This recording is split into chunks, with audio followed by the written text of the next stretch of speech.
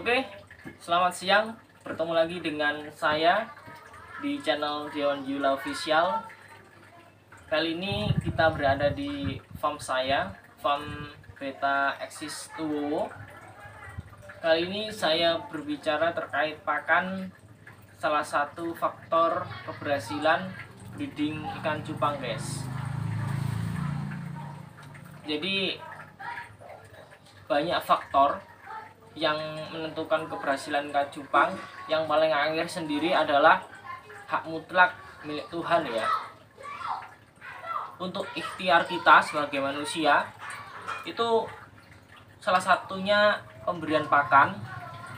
Yang kedua itu penjodohan antara cupang jantan dan cupang betina, ya kan. Kemudian yang ketiga airnya, guys. Air ketika kita breeding itu bagaimana. Yang keempat, hasil mutlak dari Tuhan. Oke. Yang pertama, pemberian pakan ketika saya mau breeding itu saya menggunakan kutu air. Jadi semua ini saya beri pakan kutu air. Kalau kutu airnya banyak, saya beri kutu air 2 kali sehari.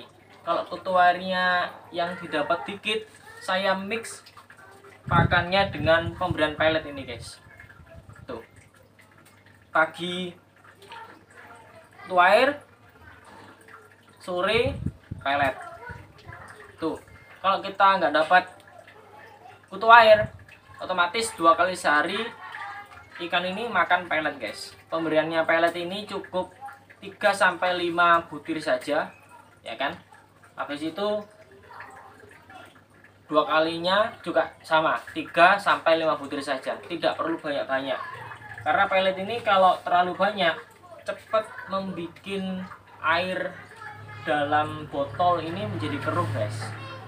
Karena kalian lihat saja, per botol ini tidak ada sirkulasi air yang selalu terus-menerus, kecuali di kolam moli saya di akuarium itu ada aerator di mana ada sirkulasi air yang terus-menerus, sehingga dia dipakani pellet yang sesuai dengan porsinya, itu air selalu bersih ya. Kalau ini kan tidak ya, apalagi pembersihannya ini 3 hari sekali ya, guys ya. Jadi otomatis pemberian pellet itu juga harus dibatasi sesuai dengan kebutuhan kita, guys.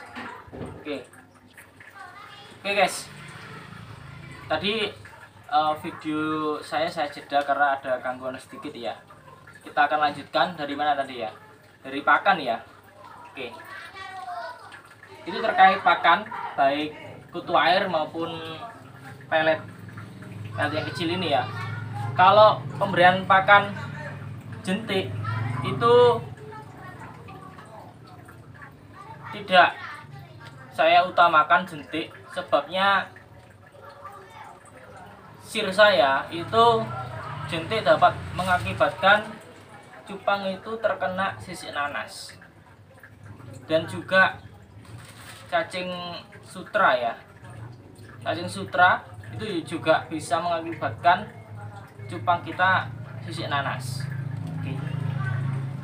Kalau kutu air ya juga gitu, kebanyakan juga bisa mengakibatkan sisik nanas sih, cuma tidak secepat cacing sutra maupun jentik yang saya alami ya. Kalau kalian mengalami hal lain bisa komentar di kolom komentar pada video kali ini, guys. Oke. Itu jadi ketika saya mau breeding, tetap saja kutu air yang saya genjot untuk memfullkan telur betinanya, guys. Baik jantan maupun betina, itu yang saya berikan. Dan juga kutu air dapat membesarkan cupang, guys ya, untuk mengejar ketertinggalan. Ya meskipun yang paling cepat itu cacing sutra, tapi kalau cacing sutra itu tidak bisa kita manajemen dengan baik, otomatis menghantam cupang kita, guys. Cupang kita terkena sakit sisik nanas. Sementara ini sisik nanas hanya satu yang berhasil selamat, ya ikhtiar saya dan juga mutlak oleh Tuhan, sehingga cupang saya ini selamat dan bisa saya breeding. Jadi ini ya yang selamat dari sisik nanas, yang lainnya pada table semua ya. Tuh. Dan ini berhasil saya breeding satu kali ya guys ya, satu kali ini guys ya, cupang multi dari Betasi Mojokerto guys. Saat itu saya beli nih, alhamdulillah ini yang sehat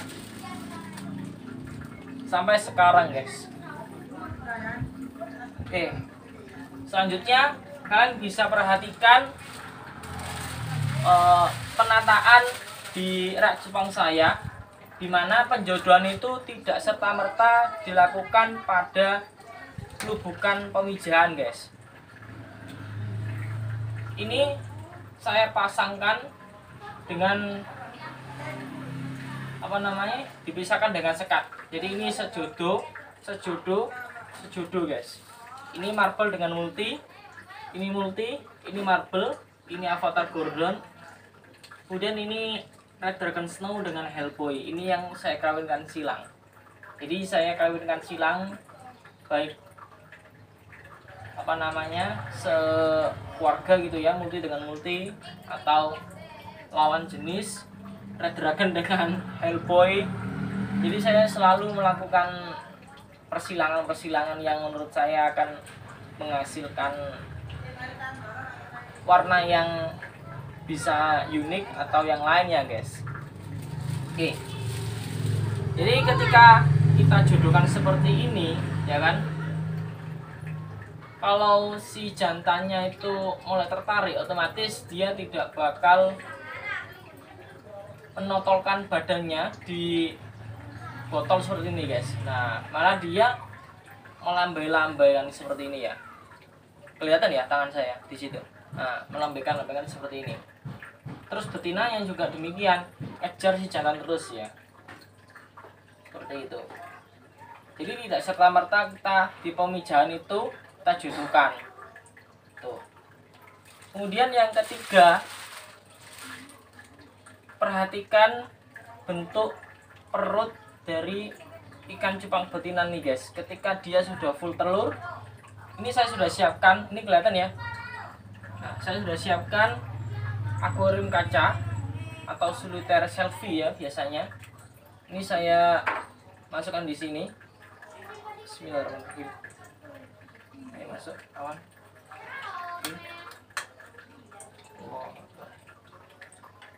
Oke. Ah, kalian perhatikan di sini ya.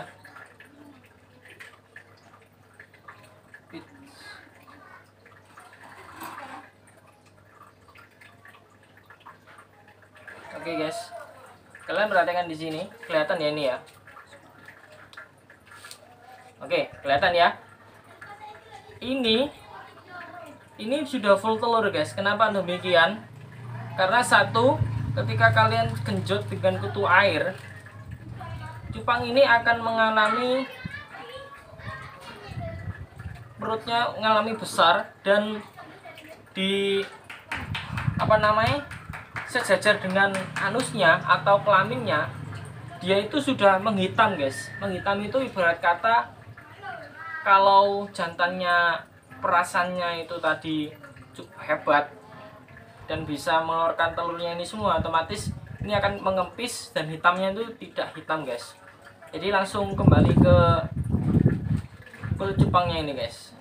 Dan anusnya itu sudah apa, mencotot gitu ya, atau ingin sekali dia mengeluarkan telurnya guys.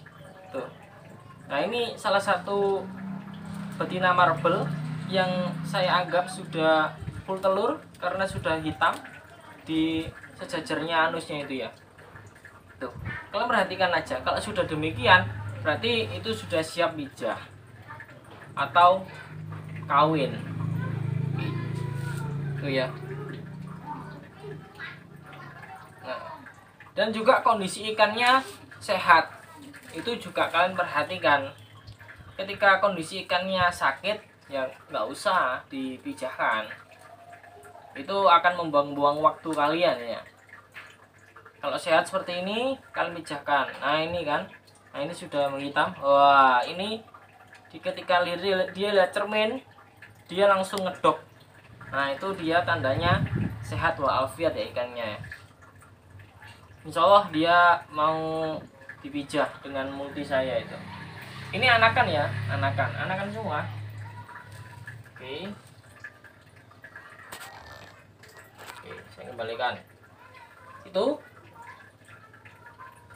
Terus selanjutnya ketika di tempat pemijahan, saya untuk kali ini saya memakai styrofoam langsung, jadi tidak memakai ember karena ember itu pada saat usia 7 hari kita harus pindahkan ke kolam bak pembesaran, karena di usia 7 hari itu cupang sudah mulai besar, burayanya sudah mulai besar, otomatis kita harus pindahkan ke tempat yang lebih besar.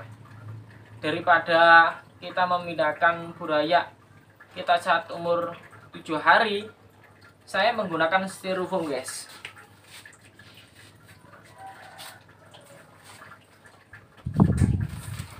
Jadi saya menggunakan styrofoam baik yang kelihatan ya, ini baik yang ukurannya 50 cm dan 75 cm. Kalau ukurannya 50 cm ini saya bagi dua. Ini saya pakai sekat dengan styrofoam juga. Nah ini saya bagi dua seperti ini, selesai. Kemudian kalau umurnya sudah 7 hari, itu sekatnya ini saya lepas, otomatis cupangnya sudah berada di wadah pembesaran guys. Kalau kalian memakai ember, otomatis umur 6-7 hari tersebut kalian harus dipindah. Kok kalian, manusianya berarti, burayanya maksudnya, burayanya harus dipindah di wadah pembesaran. Bisa pakai styrofoam, bisa pakai kolam semen gitu. Kalau saya breedingnya sudah seperti ini, enak, kita tinggal buka sekat saja, itu sudah berada di wadah pembesaran ya.